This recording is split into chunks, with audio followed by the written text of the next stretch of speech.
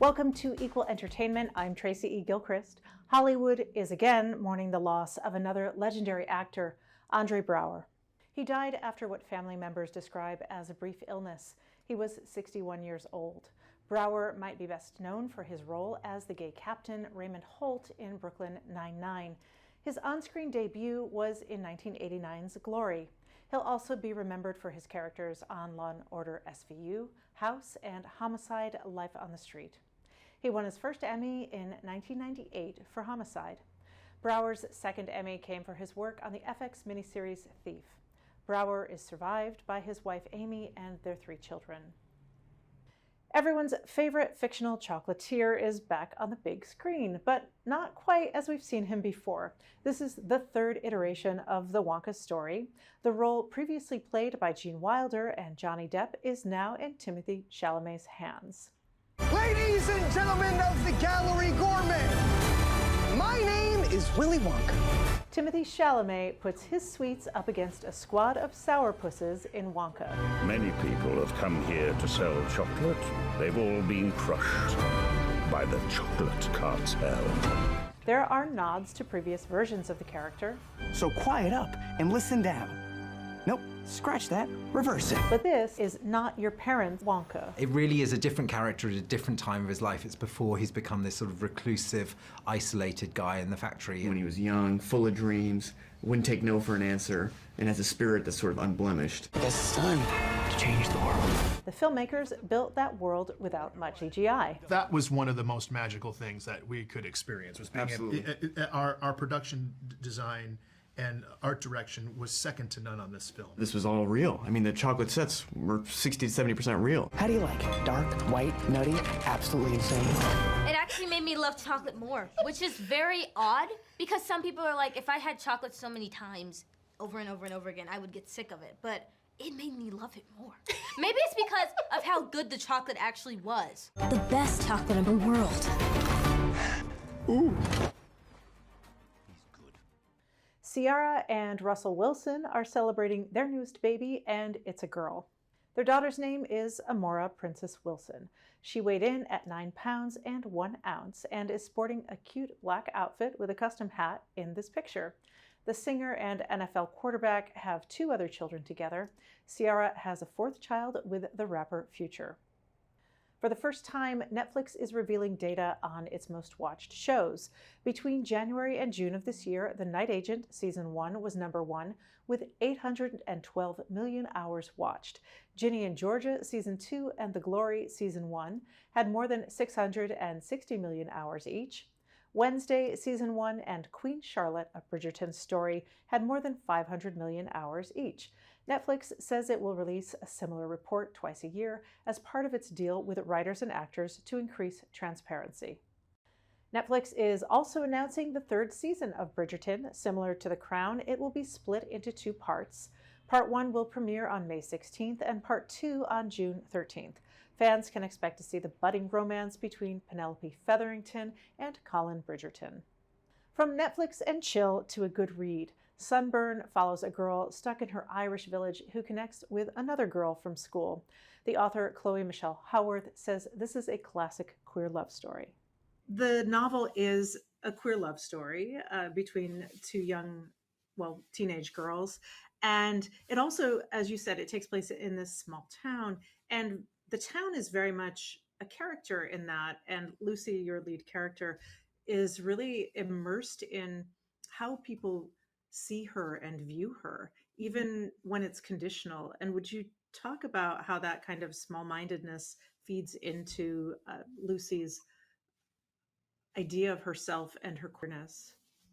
Yeah, I think I'm really interested in setting as a character because I think that the time and the location in which a story is set, it has so much influence on all the actual characters and the plot that I think you have to treat it as a character.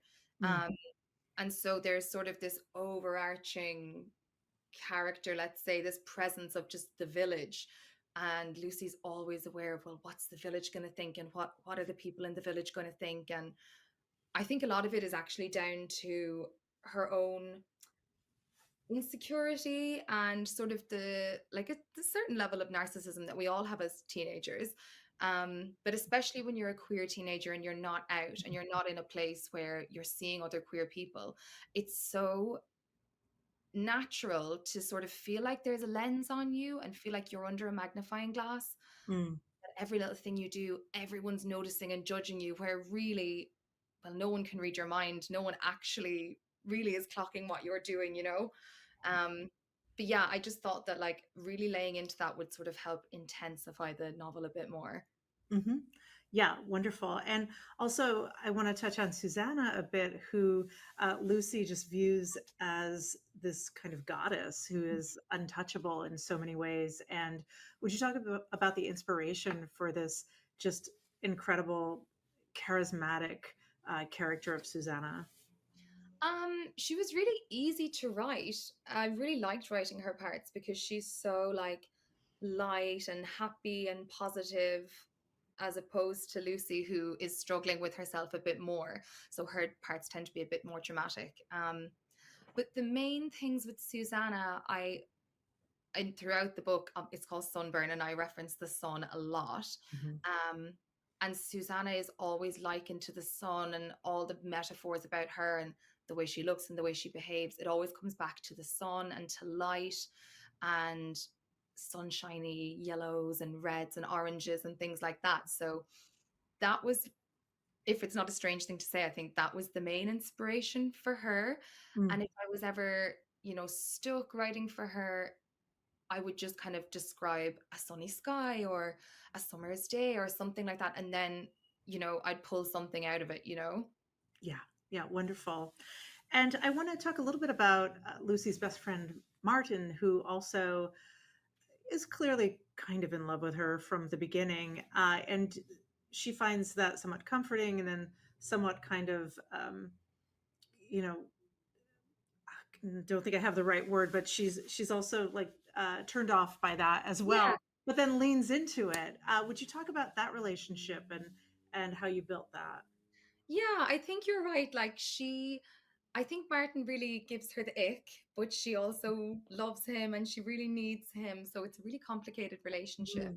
Mm, Um, when I was writing that dynamic, I wanted to make Martin as likable as possible yeah. because I didn't want there to be any reason that Lucy could think of that she couldn't be with him, because obviously she keeps putting her sexuality to the back of her mind. So Hmm. she's like, well, he's so nice. He's so good looking. He's so funny. He's so smart. He's everything. He has a car. He has loads of friends. Hmm. Um, I wanted there to just be like a million reasons for her to be with him and for it to make sense for her to be with him. So that when she was actually examining her sexuality and the fact that she is in love with Susanna, it was just that bit harder. But Mm, equally, I didn't want him to be the villain of the piece, that he was getting in the way of things. He's very supportive of her. Um, I think she often sees him as a bit of a villain and a bit of an obstacle, where actually he's probably her biggest supporter and her biggest fan. yeah.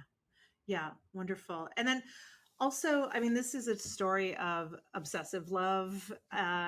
We're so immersed in Lucy's thoughts and obsessions about Susanna, and I think that's quite universal. That can happen to anybody. But I do think, touching on, queer people who are not out and can't talk about it and can't let it out of their heads, I think it becomes probably even larger. And I wonder if you would touch on that as well. Yeah, I mean, if you can't get something out, you're bound to spiral, and you're going to be, if you're thinking about something all the time, it's going to be so intense and so dramatic for you. And if it's your first love, I mean, that's just going to create like a whirlwind in your head. Um, I really like writing in that very dramatic style. I know it's not necessarily like true to a real romance necessarily, or a healthy romance. Um, but it's a style that I really enjoy. I like lots and lots of words and to be as lyrical as possible. And I think when you write in that way, it's difficult to avoid sounding obsessed. I think it was just bound to happen, to be honest. You can watch the Advocate channel live by downloading our app in the Apple or Google Play Store. You can also subscribe to our YouTube channel. For the Advocate channel, I'm Tracy E. Gilchrist, and thank you for watching.